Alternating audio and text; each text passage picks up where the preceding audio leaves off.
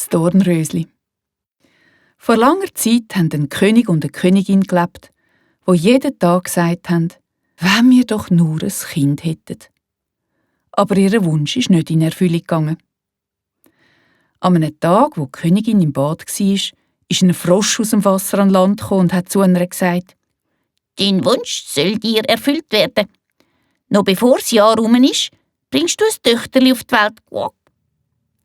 Was der Frosch gesagt hat, ist passiert, und die Königin hat ein Mädchen geboren, das so schön war, dass der König ganz ausser sich war vor Freude und ein grosses Fest veranstaltet hat.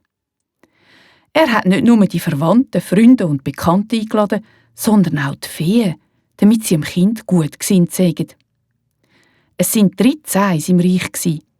Weil er aber nur 12 goldige Teller hatte, die sie daraus hätten essen können, hat eine daheim bleiben. Das Fest ist in aller Pracht gefeiert worden, und wo es zu Ende gegangen ist, haben die Feen das Kind mit ihren Wundergaben beschenkt.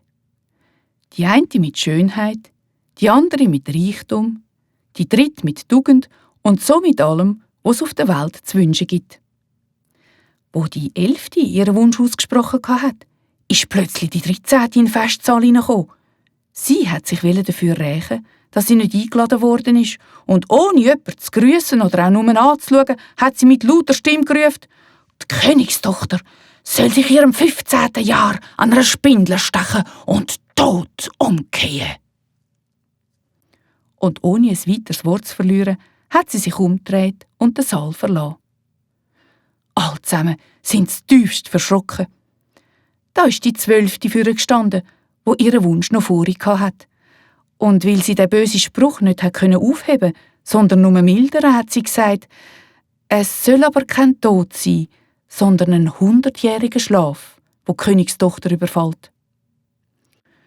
Der König, der sein liebes Kind vor dem Unglück beschützen wollte, hat den Befehl herausgegeben, alle Spindel im ganzen Reich zu verbrennen. Am Mädchen aber sind alle Wünsche der Feen erfüllt worden.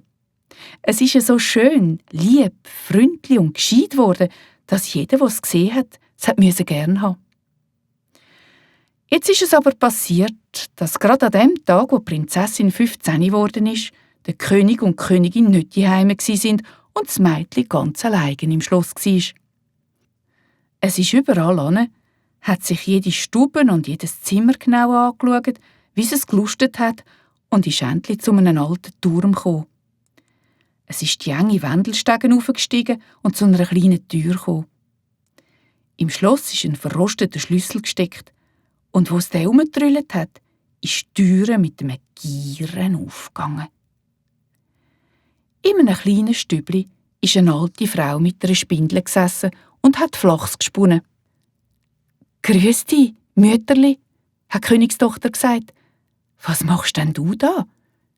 «Ich spinne», hat die Alte zur Antwort gegeben und mit dem Kopf genickt. «Und was ist das für ein Ding, das da so lustig rumgumpelt?» hat das Mädchen gesagt. Die Spindel genommen und auch spinnen. Kaum aber hat es die Spindel berührt, ist der Zauberspruch in Erfüllung gegangen und sie hat sich in den Finger gestochen.